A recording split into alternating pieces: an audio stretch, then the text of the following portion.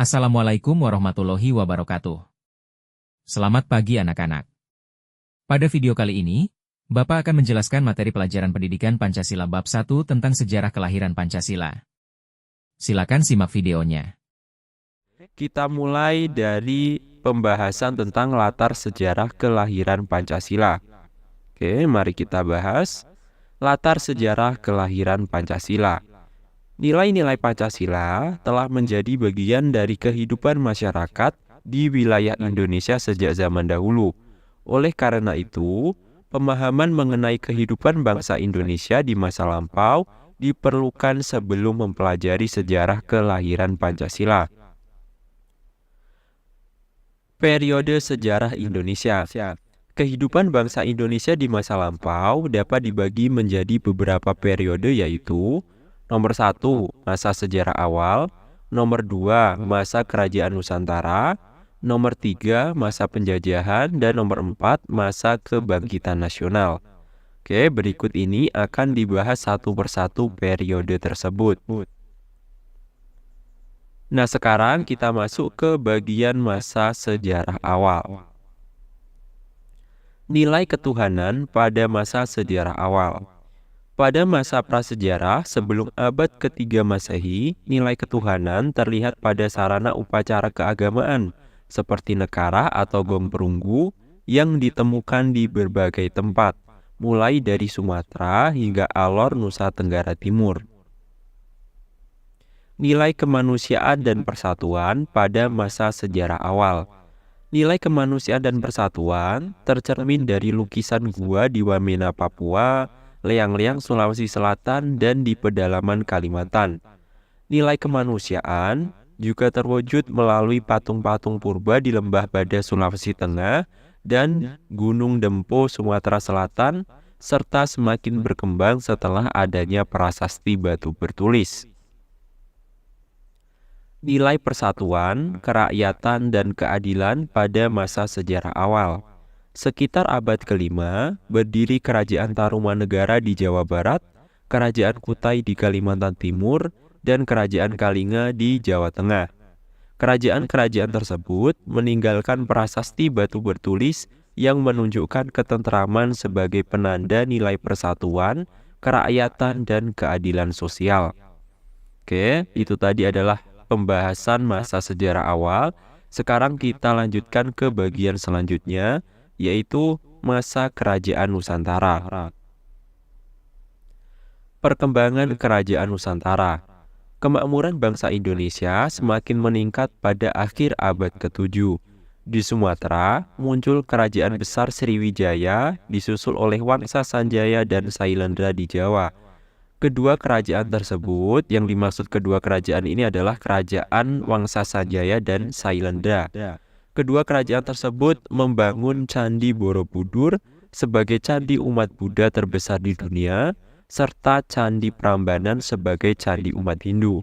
Candi-candi tersebut menunjukkan adanya nilai-nilai ketuhanan, kemanusiaan, persatuan, kerakyatan, dan keadilan sosial yang kuat. Munculnya kerajaan Islam. Setelah itu, muncul kerajaan-kerajaan Islam seperti Samudra Pasai, Demak, dan Ternate. Agama Islam dan bahasa Melayu berkembang ke seluruh Nusantara.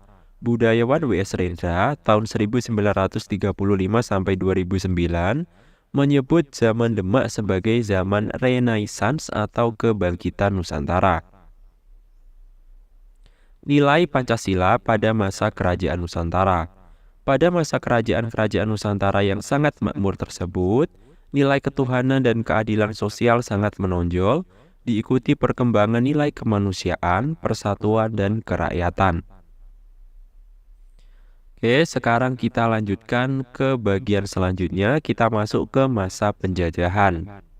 Oke, mari kita bahas latar belakang penjajahan di Indonesia. Kemakmuran negeri ini mengundang bangsa asing untuk berdagang yang kemudian berkembang menjadi penjajahan. Bangsa Portugis, Spanyol, Inggris, dan Belanda secara berturut-turut melakukan penjajahan, dengan Belanda menjajah selama kurang lebih 350 tahun. Perlawanan terhadap penjajahan. Berbagai perlawanan terhadap penjajahan terjadi di berbagai daerah, antara lain perlawanan di Sumatera dilakukan oleh Sultan Iskandar Muda, Sultan Badarudin, Sisingamangaraja, Imam Bonjol dalam Perang Padri tahun 1803 sampai 1837, Cut Nyak dalam Perang Aceh tahun 1873 sampai 1904. Perlawanan di Jawa, ada Perang Diponegoro tahun 1825 sampai 1830. Selanjutnya perlawanan di wilayah timur Indonesia, ada di Maluku dilakukan oleh Patimura, di Bali perlawanan Jelanti, di Kalimantan perlawanan Pangeran Antasari, di perairan Maluku dan Papua perlawanan oleh Sultan Babulah. Oke. Selanjutnya untuk perlawanan di wilayah perairan ada di Selat Malaka, perlawanan dilakukan oleh Hang Tuah, di Laut Sulawesi dan Laut Jawa, perlawanan oleh Sultan Hasanuddin. Nilai Pancasila pada masa penjajahan. Nah, perlawanan-perlawanan tersebut mencerminkan nilai-nilai ketuhanan, kemanusiaan, dan persatuan. Oke, kita lanjut ke bagian berikutnya. Kita masuk ke masa kebangkitan nasional. Kebangkitan gerakan politik di Indonesia. Memasuki abad ke-20, muncul berbagai gerakan politik di Indonesia.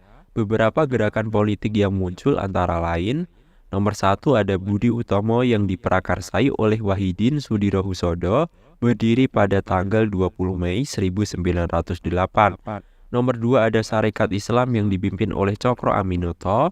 Nomor 3 ada Muhammadiyah yang dipimpin oleh Kiai Haji Ahmad Dahlan. Nomor 4 ada Nahdlatul Ulama yang dipimpin oleh Kiai Haji Hashim Asy'ari. Nomor 5 ada Indis Party yang dibentuk oleh Dowes Dekker, Cipto Mangunkusumo, dan Ki Hajar Dewantoro. Perjuangan melalui pendidikan dan sastra. Setelah kembali dari pengasingan, Ki Hajar Dewantara mendirikan Taman Siswa. Perjuangan melalui karya sastra juga muncul, di antaranya karya Abdul Muiz, Marah Rusli, dan para penulis Balai Pustaka. Puncak gerakan nasional dan pendirian Partai Nasional Indonesia. Puncak dari gerakan-gerakan pada masa kebangkitan nasional adalah Sumpah Pemuda pada tanggal 28 Oktober 1928, saat para pemuda bersumpah untuk bertumpah darah, berbangsa, dan berbahasa yang satu, yakni Indonesia. Ir Soekarno kemudian mendirikan Partai Nasional Indonesia. Jepang mulai menjajah. Pada tahun 1942, Jepang datang dan menggantikan Belanda sebagai penjajah. Indonesia terus berjuang melawan penjajah tersebut. Nilai Pancasila pada masa kebangkitan nasional. Perjuangan untuk merdeka merupakan perwujudan dari nilai kemanusiaan dan persatuan. Oke, sekarang kita lanjutkan ke bagian selanjutnya. Kita masuk ke bagian kelahiran Pancasila. Latar belakang pembentukan BPUPK. Jepang yang tengah berperang melawan pasukan sekutu dalam Perang Dunia II berada dalam posisi terdesak. Oleh karena itu, Jepang berupaya merangkul bangsa Indonesia agar terus mendukungnya. Pembentukan BPUPK. Untuk mencapai tujuan tersebut, Jepang membentuk sebuah lembaga yang dinamai Badan Penyelidik Usaha-Usaha Persiapan Kemerdekaan atau yang disingkat BPUPK. Lembaga ini bertugas menyusun rencana dan mempersiapkan segala hal yang diperlukan untuk mewujudkan kemerdekaan Indonesia. Peran penting BPUPK. BPUPK merupakan lembaga yang menjadi tempat kelahiran Pancasila. Oke, kita lanjutkan ke bagian berikutnya. Kita masuk ke bagian merancang dasar negara. Pendirian BPUPK. BPUPK didirikan pada 29 April 1945 dengan pimpinan Rajiman Widyodiningrat. Keanggotaannya berjumlah 69 orang yang terdiri atas berbagai suku bangsa di Indonesia wakil suku keturunan asing, dan wakil Jepang. Peresmian dan lokasi BPUPK. Peresmian BPUPK dilaksanakan pada 28 Mei 1945. Kantor BPUPK berlokasi di Gedung Chuo Sangliin yang kini menjadi Gedung Pancasila di Kementerian Luar Negeri Jakarta. Sidang pertama BPUPK. Sidang pertama BPUPK berlangsung dari 29 Mei hingga 1 Juni 1945. Pokok bahasan sidang tersebut ialah perumusan dasar negara. Tokoh-tokoh yang berpidato. Beberapa tokoh nasional yang berpidato dalam sidang pertama BPUPK antara lain Muhammad Yamin pada 29 Mei dan Supomo 2 hari setelahnya. Oke, kita lanjutkan. Kita masuk ke bagian hari lahir Pancasila. Usulan 5 dasar negara oleh I.R. Soekarno. Pada hari sidang terakhir BPUPK, I.R. Soekarno mengusulkan 5 dasar negara, yaitu kebangsaan Indonesia, internasionalisme atau perikemanusiaan, mufakat atau demokrasi, kesejahteraan sosial, dan ketuhanan yang Maha Esa. Pengusulan nama Pancasila.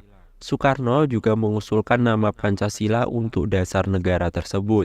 Soekarno menegaskan, "Saya namakan ini dengan petunjuk seorang teman kita ahli bahasa, namanya ialah Pancasila. Sila artinya asas atau dasar, dan di atas kelima dasar inilah kita mendirikan negara Indonesia yang kekal dan abadi." Kesepakatan dan penetapan hari lahir Pancasila. Pada tanggal 1 Juni 1945, semua peserta sidang BPUPK menyepakati nama Pancasila. Oleh karena itu, tanggal 1 Juni ditetapkan sebagai hari lahir Pancasila. Oke, sekarang kita lanjut ke bagian perumusan Pancasila. Simbolisme angka 5 dalam Pancasila. Sesuai dengan namanya, isi Pancasila terdiri atas 5 hal yang akan dirumuskan kembali. I.R. Soekarno menyatakan bahwa angka 5 memiliki banyak makna simbolis. Beberapa contoh makna simbolis angka 5 adalah jumlah jari tangan manusia berjumlah 5, panca indera manusia berjumlah 5, rukun Islam bagi umat muslim berjumlah 5. Salah seorang peserta sidang BPUPK juga menambahkan bahwa jumlah satria wayang Pandawa adalah 5. Pembentukan Panitia 9. Selanjutnya, 9 orang ditunjuk untuk merumuskan isi Pancasila, yaitu Soekarno, Muhammad Hatta, Muhammad Yamin, Ahmad Subarjo, A.A. Miramis, Abdul Kahar Muzakir, Abdul Salim, Abikusno Cokro Suyoso, Abdul Wahid Hashim.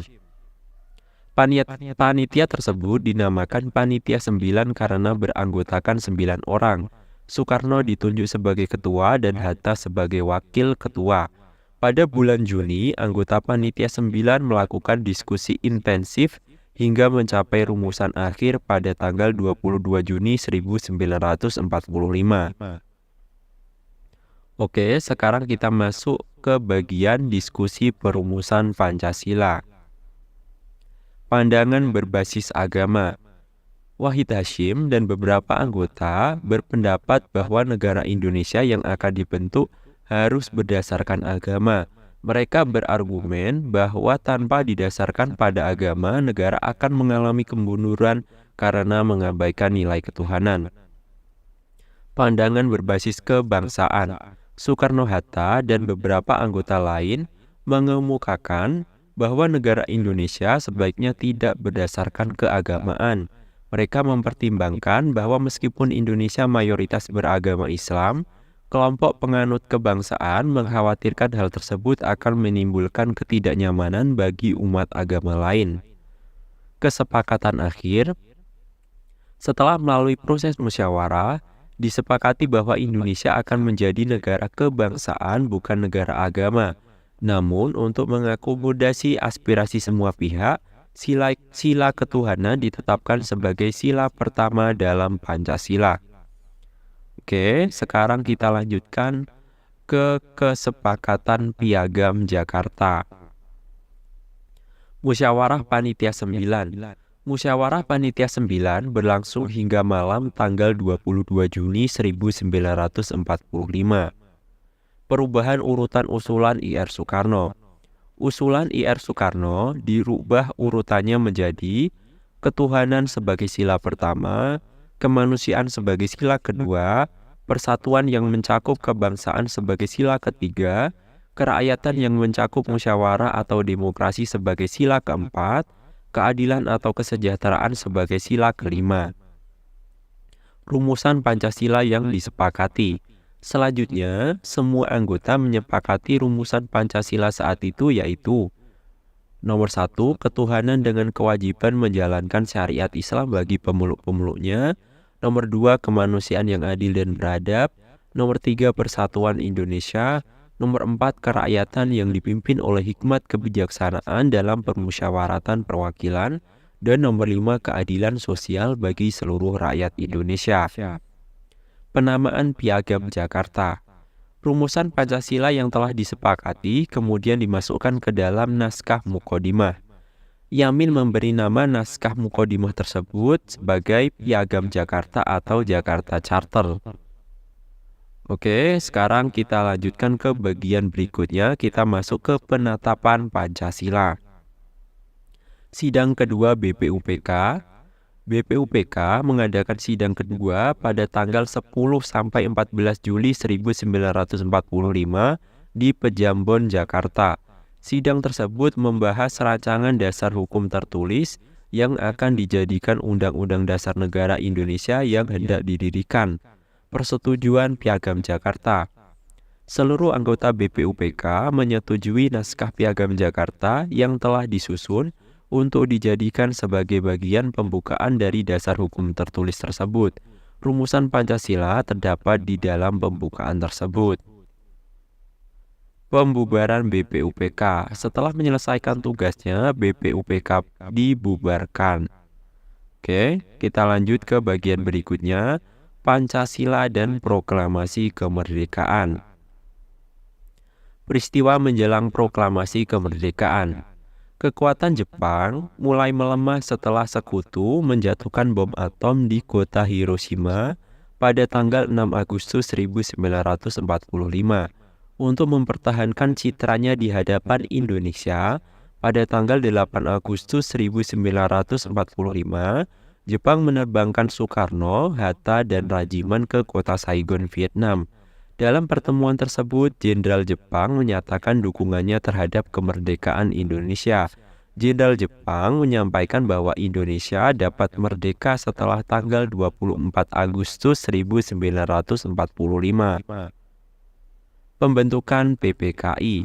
Pada saat pertemuan dengan Jepang di Vietnam, juga disepakati pembentukan Panitia Persiapan Kemerdekaan Indonesia atau yang disingkat PPKI sebagai pengganti BPUPK. Soekarno ditunjuk sebagai ketua PPKI dan Hatta sebagai wakilnya. PPKI memulai sidangnya pada 16 Agustus 1945 di Jakarta untuk mempersiapkan kemerdekaan Indonesia. Namun, para tokoh pemuda seperti Wikana dan Khairul Saleh mendesak agar kemerdekaan Indonesia segera diproklamasikan.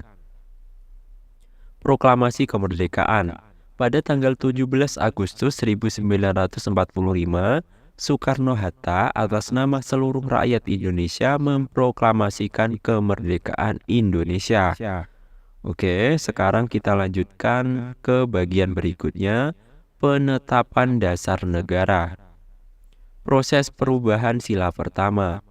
Setelah Indonesia merdeka, dasar negara yang sudah ada berupa Pancasila perlu ditetapkan secara resmi. Meskipun telah disepakati pada sidang sebelumnya, banyak pihak berpendapat bahwa rumusan sila ketuhanan terlalu bernuansa Islami dan perlu diubah. Setelah melakukan diskusi, para tokoh sepakat untuk mengubah sila pertama menjadi ketuhanan yang Maha Esa. Persetujuan para tokoh Islam terhadap perubahan ini dianggap sebagai hadiah berharga bagi seluruh bangsa Indonesia. Dengan perubahan tersebut, rumusan Pancasila menjadi sama persis seperti yang dikenal saat ini. Sidang PPKI 18 Agustus 1945. Pada tanggal 18 Agustus 1945, PPKI mengadakan sidang dengan agenda sebagai berikut. Yang pertama, menetapkan pembukaan Undang-Undang Dasar Negara yang memuat rumusan Pancasila. Selanjutnya menetapkan Soekarno dan Hatta sebagai Presiden dan Wakil Presiden. Dan yang terakhir membentuk Komite Nasional Indonesia Pusat. Cukup sekian video kali ini, selanjutnya silakan kerjakan latihan soal yang sudah Bapak siapkan. Assalamualaikum warahmatullahi wabarakatuh.